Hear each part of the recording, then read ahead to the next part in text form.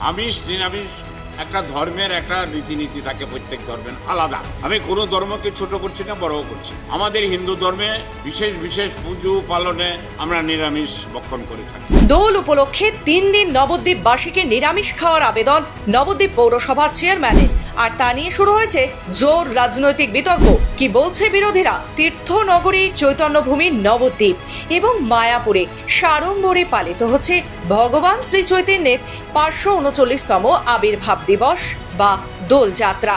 আর এই দোল উপলক্ষে তীর্থনগরীর বিভিন্ন মন্দিরে লাখো লাখো ভক্তের সমাগম ঘটেছে। শ্রী চৈতন্য বিজড়িত নবদ্বীপ এবং মায়াপুর মিলে ছোট বড় প্রায় 250 মঠ মন্দিরে ইতিমধ্যেই নবদ্বীপ মণ্ডল পরিক্রমা চলছে। আর ভক্তের ঢল একেবারে চোখে পড়ার মতো।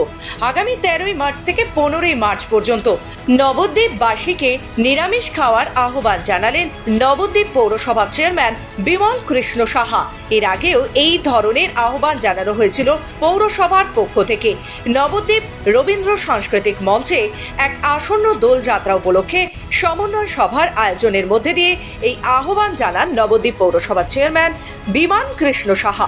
কিন্তু কেন পরপর 3 দিন নবদ্বীপের মানুষকে তিনি নিরামিষ খাওয়ার ডাক দিয়েছেন?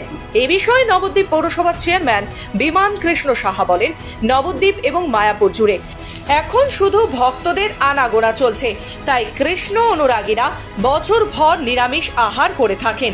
স্থানীয় এবং বহিরাগত ভক্তদের অসুবিধা হওয়াটা স্বাভাবিক। কি বললেন তিনি? আসুন শুনে নিই। আমিষ নিরামিষ একটা ধর্মের একটা রীতিনীতি থাকে, প্রত্যেক ধর্মের আলাদা।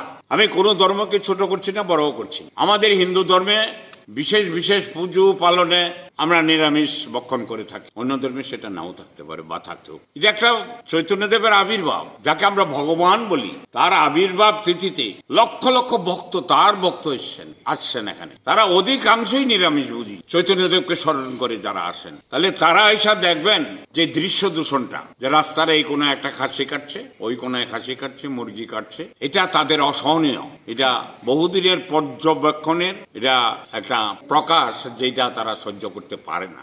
উৎসব মুখর নবদ্বীপে রাস্তার পাশে মাছ কিংবা মাংসের দোকান থাকায় অনেকেই ঠিকমতো স্বাচ্ছন্দ্য বোধ করেন না ভক্তেরা।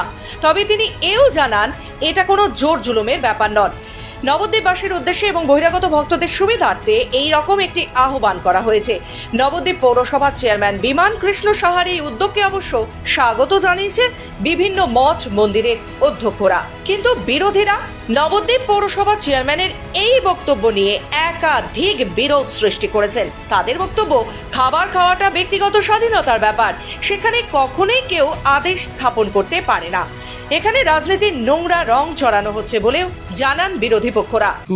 আমাদের ভারতবর্ষ যখন থেকে স্বাধীন হয়েছে, এইসব নোংরা রাজনীতিটা কিন্তু ছিল না। আজকে কে কি খাবে সেটা তার রুচির ব্যাপার। তারা আজকে মাছ মাংস খেতে বারণ করছেন, তারা কি তাদের খাবারটা কি পৌঁছে দিচ্ছেন নাকি? তারা কি খাবেন কি খাবেন না সেটা হচ্ছে তার ব্যক্তিগত ব্যাপার।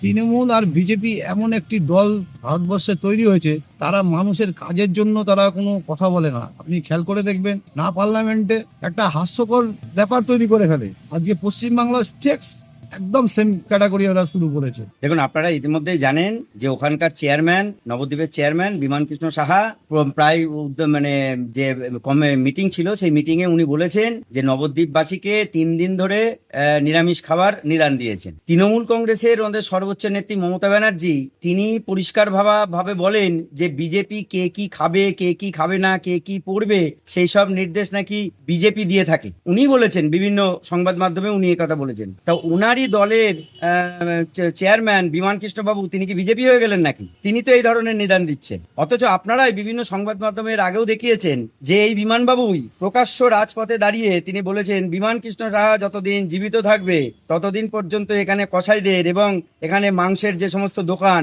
তাদের উপরে কোনো রকম বন্ধ হবে না, সেগুলি কোনো রকম বন্ধ হবে না, তিনি তাদের সুরক্ষা দেবেন। এই কথা তো তিনিই বলেছেন এর আগে। এটা আপনারাই আপনাদের বিভিন্ন সংবাদ চ্যানেলে দেখিয়েছেন। নবদ্বীপ মানেই রাধাকৃষ্ণ, আর রাধাকৃষ্ণর সাথে দোল পূর্ণিমার রঙের উৎসব ওতপ্রোতভাবে জড়িত।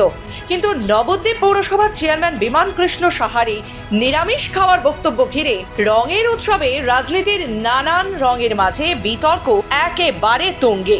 নবদ্বীপ থেকে কুহেলি দেবনাথের রিপোর্ট, খবর বাংলা।